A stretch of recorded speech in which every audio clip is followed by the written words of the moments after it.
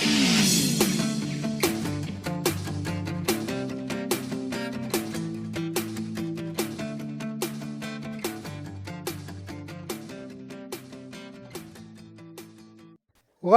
is an incredible archive of stories. If you do it right, or even if you do it wrong, just living long enough will supply you with a treasure trove of memorable adventures. The following memories take place over many decades, so settle in with a cold one and let me tell you a story. College graduation is the culmination of a lot of work over a long period of time. For me, it meant that I had one more test to ace before I received my diploma. I graduated from the University of Arizona in Tucson on a very hot day, but I never realized how cool the day would become. Before the end of the ceremony, a few thousand people would be watching my every move. Maybe I should start at the beginning. Upon my arrival in Tucson about 2 years earlier, I was still wearing long-legged braces. I had managed to get rid of those during my first year. Since I was a transfer student at that point, I only had a year or so to go, and I was determined to rely totally on my crutches. If you've been listening to the other episodes of this podcast, you know that I'm not a guy who does anything by increments. For me, it's all or nothing. I'm not the type to start out slowly and take my time to achieve a goal.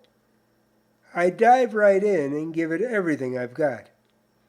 So getting rid of the braces was my version of trial by fire. I've always been fairly muscular in my upper body. Most of that came from using a manual wheelchair for about 20 years. It was a daily workout. When I left the wheelchair and transitioned to braces and crutches, that workout moved to a whole nother level. In other episodes, I've talked about how the braces were constructed of leather and steel. The waist-to-heel superstructure was made even more uncomfortable by the extremely hot Tucson weather. The thick leather pads pressed against my skin as if they were spring-loaded. Actually, because my legs were constantly pushing forward even after the locked braces pushed them back into a vertical position, they were. Wearing heavy leather pads in desert heat creates an incredible amount of friction on skin. If anything was better about wearing them west of the Rockies, it was that the humidity was much lower than back home. Believe it or not, I had much more energy. I also found that the dry heat relaxed my body much like a dry sauna. I still feel that way today, living in the Las Vegas heat. Anyway, I was determined to do graduation in the exact same way as every other graduate. That meant I would be testing my new physical limits. At this point in the story, I should give you a quick lay of the land. In those days, the U of A was a much smaller campus, but it still revolved around a central quad. It was a fairly wide central grassy area flanked by a single-lane roadway on both sides. Old Main, the university's original building, was situated on one end of the campus, while the football stadium was on the other end. It was probably a football field or more in length, or maybe it just seemed that long to me. The graduation ceremony was going to take place on the Wildcat football field about an hour or so after all the graduates assembled in the gym and waited. So there I was, standing on crutches without braces and wearing a nylon graduation gown during a mid-afternoon temperature that was around 85 degrees. As hundreds of gathered graduates' body temperatures started causing the air inside the gym to become warm and musty, I maintained my resolve to keep standing, just like everyone around me. The only difference was that I was beginning to burn a lot more energy than most of the other people in the room. You see, for me, it's much more difficult to stand in one place than it is to keep moving forward. I was having a hard time distributing my weight back and forth on my legs, but even though I was starting to feel muscle fatigue, I refused to sit down. I kept telling myself that it would only be a few more minutes before we were walking across the quad and into the stadium. As far as your mind is concerned, a lie is as good as the truth if it believes it. I felt sure that my mind would forgive my slight transgression once I was through this ordeal and able to take a load off my feet. As it turned out, the walk across the quad was the easiest part of the day. Football stadiums are designed to allow the most people possible to watch events with the least amount of viewer obstruction. To achieve this goal, architects add as many rows as is structurally possible. Here's a newsflash. The Arizona football field was situated at the lowest part of the stadium. That meant walking down a lot of stairs without a railing. It would just be me and my crutches walking down what seemed like the last mile. It was still hot. I was still wearing a nylon gown, only now I was in the throes of muscle fatigue from standing for more than an hour before walking across the quad. Still, I was determined to finish the mission, even if that meant the mission might finish me. Not surprisingly, I wasn't walking in front of the journalism class, nor was I in the middle of the graduates. My slow and steady wins-the-race walking gait was bringing up the rear. If things went bad, all I had to do was yell, "Save yourself!" right before I passed out. So I started walking down the stairs.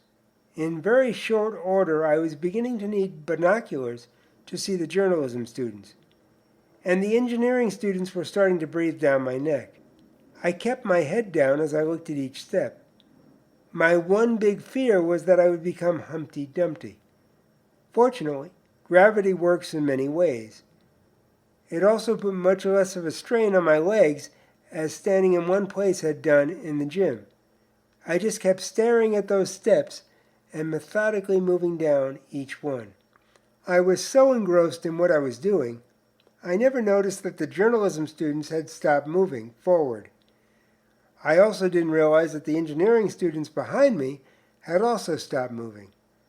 I found myself all alone in no man's land. Still, I was going to finish the mission. I continued moving down each stair until I felt a tap on my shoulder. A female voice said, "Can I help you?" You should know something about me. I really hate those words because 99.9% of the time, I don't need help. There may be a rare occasion when I do ask for help, but don't hold your breath because you might end up on life support before you hear me ask. I was about to tell this do-gooder exactly that when I took my gaze off the steps and glanced to my right. I was standing shoulder to shoulder with a blonde-haired, blue-eyed angel of mercy. I said, "Yeah, I think I might. Hey, I really hate those words, but I'm not stupid." So there we were. The whole graduation had come to a standstill, and the only movement from the top of the stadium to the graduation proceedings was this guy on crutches with a beautiful girl by his side. Someone told me that President Schaefer turned to people on the podium stage and asked, "Who is he?" I'm sure a lot of people in the audience were asking the same question. Long story short, I finally made it down to ground level. Sadly, my angel of mercy turned out to be married to another guy in the engineering class. I received my diploma and my first degree of notoriety. It wasn't the first time my actions had disrupted something, and it probably won't be the last. A short time after that ceremony, the university offered me a position working with students as a guidance counselor. I turned down the job because I had other plans. I sometimes wonder what direction my life would have taken if I had accepted it and stayed in Tucson. Although it would have been a more financially secure future, inevitably leading to marriage and a white picket fence, a little voice in my head was telling me that another future was waiting.